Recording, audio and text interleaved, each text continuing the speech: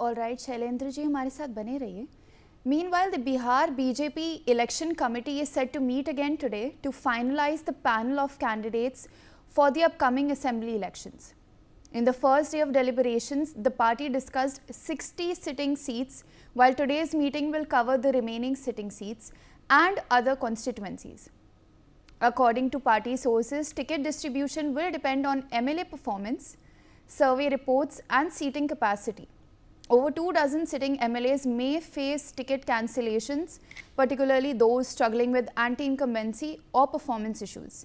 BJP State President Dilip Jaiswal said, and I quote, "We have the responsibility to field candidates in the elections.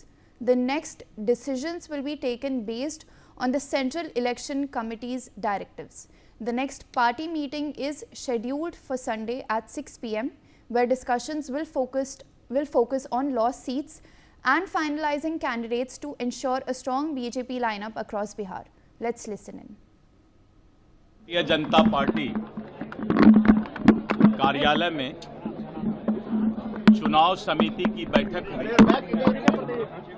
चुनाव समिति के सभी 18 सदस्य और साथ में जो चुनाव प्रभारी नए बने हैं, भारत सरकार के शिक्षा मंत्री श्री धर्मेंद्र प्रधान जी, उत्तर प्रदेश के उप मुख्यमंत्री श्री केशव मौर्य जी और उनके साथ श्री विनोद तावरे जी, दीपक प्रकाश जी और हमारे सभी जो चुनाव समिति के सदस्य, दोनों डिप्टी सीएम हैं, केंद्रीय मंत्री श्री गिरिराज सिंह जी हैं और श्री नंद किशोर यादव जी, ऐसे सभी शीर्षस्थ नेतृत्व के जो 18 सदस्यीय टोली और 2 हमारे चुनाव प्रभारी 20 लोग.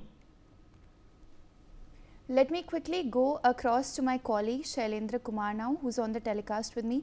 Shailendra जी, ये जो बीजेपी इलेक्शन कमेटी की जो आज मीटिंग हो रही है, इसके बारे में थोड़ी और जानकारी दीजिए.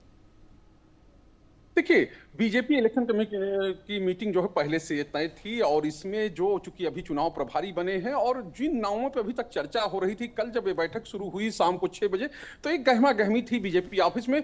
बड़े पैमाने पर वो लोग आए हुए थे जो टिकट चाहते हैं अपना बायोडेटा लेकर, और जो भी लोग यानी कि जो भी चुनाव समिति के मेंबर हैं वो आ रहे थे, उनसे मिल रहे थे, अपना बायोडेटा दे रहे थे. और ये क्लोज डोर मीटिंग थी, हम लोग वहां मौजूद थे और उसी दौरान ये चर्चा हो रही थी, ये बात हो रही थी. लगभग 3 घंटे ये मीटिंग चली है और उसी दौरान सामने आया कि लगभग 2 दर्जन जो विधायक हैं उनके टिकट कट सकते हैं.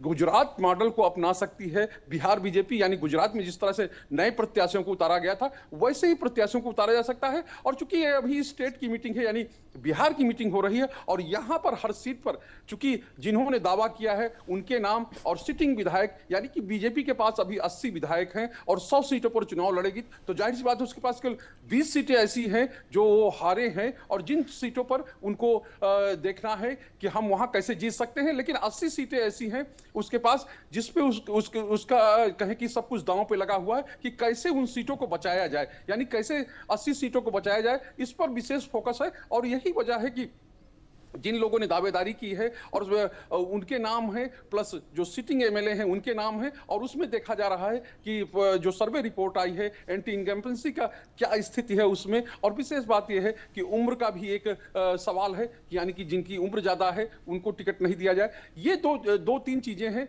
जिन पर बीजेपी देख रही है. और यहां से जब चूंकि एक पैनल बनाया जा रहा है, यानी एक सीट पर कई प्रत्याशियों के नाम भेजे जाएंगे और फाइनल जो है वो दिल्ली में होगा, यानी सेंट्रल कमेटी जो बीजेपी की है, ये संसदीय बोर्ड बीजेपी का है.